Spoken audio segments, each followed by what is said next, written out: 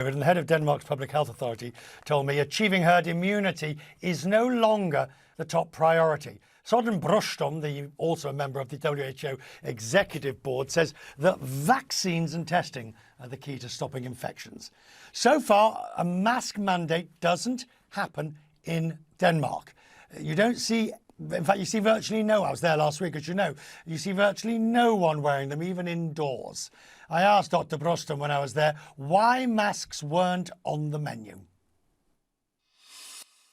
In the current Danish context, we don't believe that this is what we should be doing. If we achieve a different assessment, we'll certainly reintroduce masks, but I don't think that is the thing we are be doing now. We are fairly confident that we can control our epidemics with vaccine coverage. There is now a view that we are moving from pandemic to endemic, and that we are going to have to learn to live with COVID in a way that getting it, if you're vaccinated, is like the flu. Some will be unwell, some will not even notice it. Is that your view on the future of this? It might be a possible scenario. I think for many reasons it's difficult for us to get rid of this new coronavirus. Because it also has animal reservoirs. We got it from animals, it's changing into humans, it's probably going to revert back to an animal reservoir.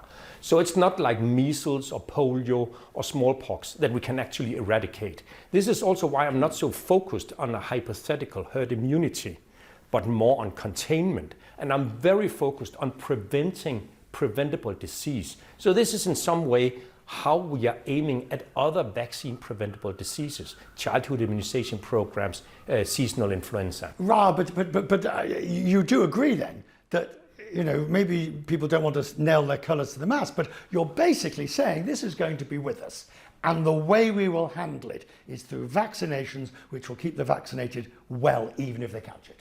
Vaccines is going to be the center pillar of containing this from a public health perspective, meaning how to prevent disease. Preventable disease is a solution. There are also other instruments which I'm very much focused on. Antiviral drugs and also antibodies. I see also potentials for better treatment of breakthrough disease. So even in fully vaccinated people, it can be people with a compromised immune system or vulnerable people, even if they're fully vaccinated, even if we boost them with a third shot, they will still get sick.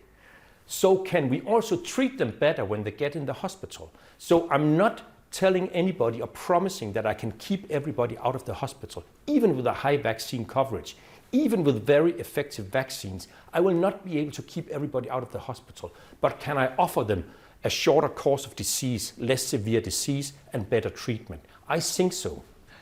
Booster shots. The US has just announced that a third booster shot will be available for those who have had 8 months since their second shot. Is this something you will also look at and recommend? We are certainly considering it very carefully. We're looking at the evidence, we're looking at what other countries are doing. We are not there yet where we have decided to offer a large part of the population to be revaccinated this year.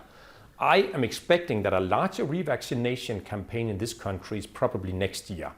I might be surprised by evidence for waning immunity and breakthrough disease, then I'll decide otherwise. We have the strategies and we'll certainly employ revaccination early. What we are already doing, which will be our start of revaccination in this country, is offering it to very specific patients.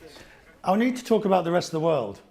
On Questmin's Business, we've looked at it numerous times, and I think you would agree, since you are part of the WHO, you're a member, representative of WHO, or you sit with them.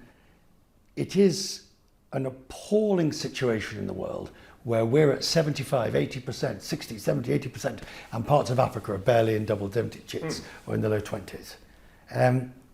How concerned are you? I'm very concerned with the global inequality in vaccine distribution. I mean, like the Director General of the World Health Organization is saying that nobody is safe until everybody is safe. Basically, until every person at risk in this world is immunized against COVID-19, we still have a global pandemic that can spill over even in this country. So we have, as a rich country, a responsibility for sharing vaccines. So I'm in a dual role because I'm on the board of the WHO, and I'm also the top government official on health in this country. Of course, I have to take the responsibility of my own population with vaccine coverage, and at the same time have the global. My answer to your question is that we should walk on both legs as a rich country. Responsibility to our own population, global responsibility. So we should donate vaccines. We are donating vaccines. This country has committed to donate 3 million doses and probably more through the COVAX and other initiatives, as well as donating funds. It's not enough. You know that. You know that. The WHO knows that. The G7, which couldn't even get to its own target, knows that. Now, I realise you're not a political animal per se, but the healthcare executives like yourself know that more needs to be done. Certainly on a global level, and we will get there, but not quickly enough. We have to ramp up vaccine production all across the globe, and then we have certainly to rebalance the current very, very unequal vaccine distribution. And it's in everybody's interest. It's not only a responsibility that we have for global health, it is also in our own interest.